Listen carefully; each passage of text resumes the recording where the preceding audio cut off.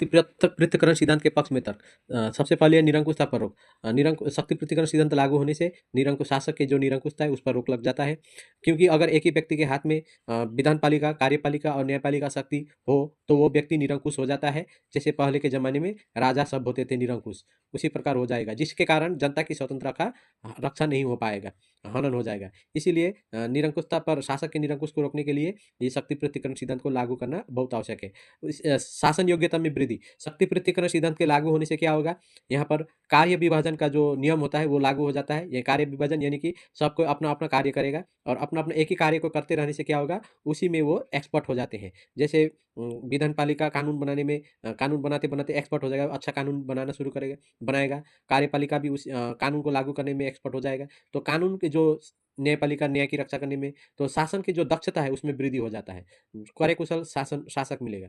उसके बाद है न्यायपालिका की निष्पक्षता की रक्षा। न्यायपालिका की निष्पक्षता होना बहुत ज़रूरी है। न्यायपालिका की निष्पक्षता होने से ही जनता की जो स्वतंत्र है उसका रक्षा हो पाती है, जनता सुरक्षित है।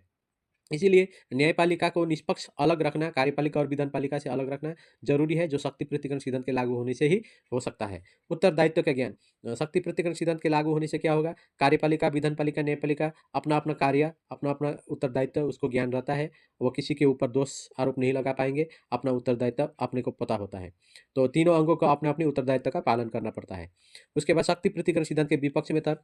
ऐतिहासिक दृष्टि से त्रुटिपूर्ण। सबसे पहले जो मॉन्टेस्क्यू ने शक्ति पृथक्करण सिद्धांत का जो प्रतिपादन किया था, अपनी पुस्तक द स्पिरिट ऑफ लॉज में लिखा था कि शक्ति तीनों कार्यपालिका, विधानपालिका और न्यायपालिका तीनों अंगों को अलग अलग स्वतंत्र और एक दूसरे के कार्य में हस्तक्षेप न करें, इस प्रकार का व्यवस्था को शक्ति पृथक्करण सिद्धांत कहा जाता है।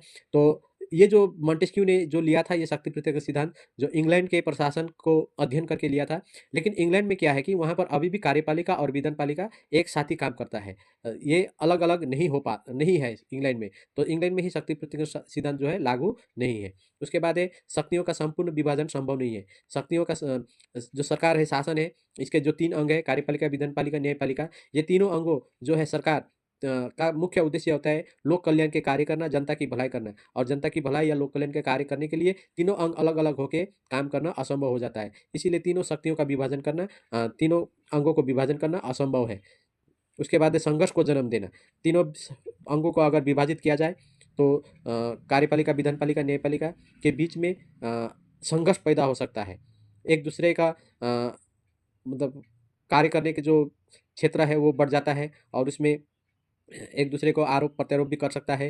एक दूसरे का काम में हस्तक्षेप करने का भी चांस बढ़ता है। तो इस तरह कोई भी अपने आप को छोटा नहीं समझेगा, अपने आप को बड़ा समझेगा, जिसके कारण संघर्ष का जन्म होता है। उसके बाद है चौथा है अवैज्ञानिक। ये जो है शक्तियों का पृथक्करण करना। जैसे राज्य एक शरीर है, और शरीर का जो अंग है सब मिलकर ही काम करते हैं, और सब मिलकर वो शरीर चलता है। जैसे हाथ पैर है हम लोग का, जितने आँख, नाक, कान, ये सब मिलकर हमारे शरीर को चलाता है। उसी प्रकार राज्य के सभी अंगों को मिलकर ही एक शरीर को चलाना पड़ता है, राज्य को चलाना पड़ता है। अगर ये अलग-अलग अंग काम करेगा, अलग-अलग होगा, तो ये राज्य चलेगा नहीं। इस तरह शक्ति पृथक्करण सिद्धांत को अवैज्ञानिक माना गया है।